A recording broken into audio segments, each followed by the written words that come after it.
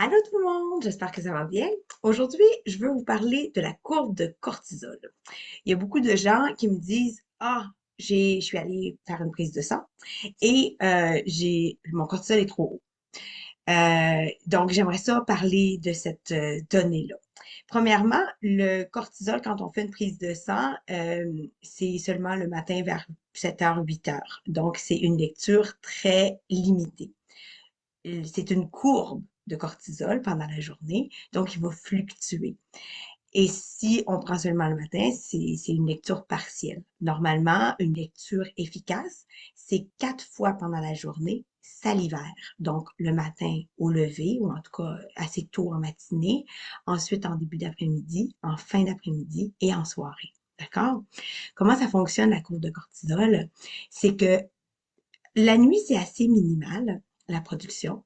Et là, vers 2 h, il y a une production, ça commence à être un petit peu plus élevé.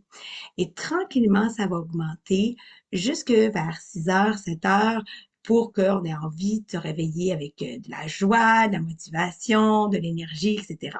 Et là, ça va continuer de monter assez abruptement jusqu'à assez exponentiellement, disons, jusque après le repas du midi. Donc, en début d'après-midi, ça va commencer à descendre, mais ça va redescendre tout doucement. Vraiment une belle pente douce.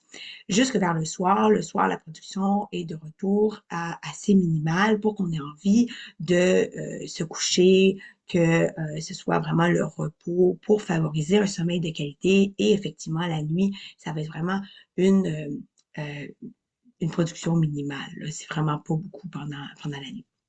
Ce qui se passe, il y a des femmes qui disent, moi, je me réveille systématiquement entre 2 et 4 heures la nuit. Bon, mais ça, c'est un signe qu'il y a une production trop de cortisol, trop vite. OK, c'est pas nécessairement beaucoup, mais c'est trop, c'est assez pour vous réveiller. Donc, il y a vraiment, entre 2 et 4 heures, c'est vraiment l'heure des surrénales. Dans la médecine chinoise, l'horloge de 24 heures, il y a des plages horaires pour chaque organe, d'accord? Donc, entre 2 et 4 la nuit, c'est les surrénales.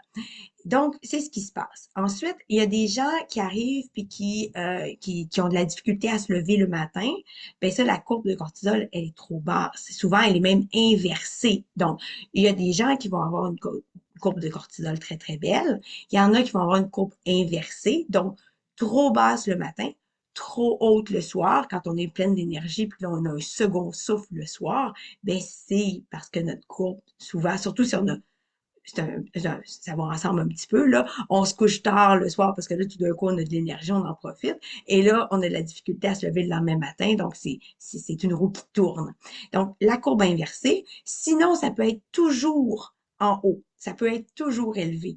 Donc là, à ce moment-là, en tout temps, on est toujours ce qu'on appelle en anglais wired. On est toujours sur le qui-vive. On est toujours dans l'hypervigilance. On est toujours alerte. OK? Donc, ça, c'est des signes c'est tout le temps haut. La sécrétion est tout le temps haute. Et c'est plus une courbe. On l'aura compris. Et l'autre cas de figure que je vois souvent, c'est que c'est plus une courbe non plus, mais c'est vraiment toujours bas. Donc, ça monte jamais très haut. Ça ne fluctue pas. On n'a plus de possibilités. Donc, à ce moment-là, souvent, ce qu'on dénote, c'est qu'on a une fatigue surrénalienne. Et il y a des stades à ça. Donc, les stades, ça ne correspond pas nécessairement à la courbe inversée, à toujours haut, toujours bas. Mais la finalité, la phase 4 de la fatigue surrénalienne, on est vraiment, les surrénales sont à plat. Et ça, c'est vraiment une courbe qui ne courbe plus, qui est toujours basse. Donc, j'espère que ça vous aide, j'espère que ça vous éclaire, que vous avez appris des petites choses et puis que vous allez, eh bien évidemment, si vous prenez soin de vos surrénales, bien, à ce moment-là, c'est de rétablir votre courbe et c'est possible, d'accord? Donc, et on aime le cortisol, même si c'est une hormone de stress, on n'aime pas le stress, mais on aime le cortisol. Si on n'avait pas de cortisol, on ne pourrait pas vivre. Donc, on est dépendant du cortisol pour vivre. Donc, aimez votre cortisol et surtout, aimez et prenez soin de vos surrénales et de vos reins. Je vous dis à bientôt. Merci beaucoup. Bye.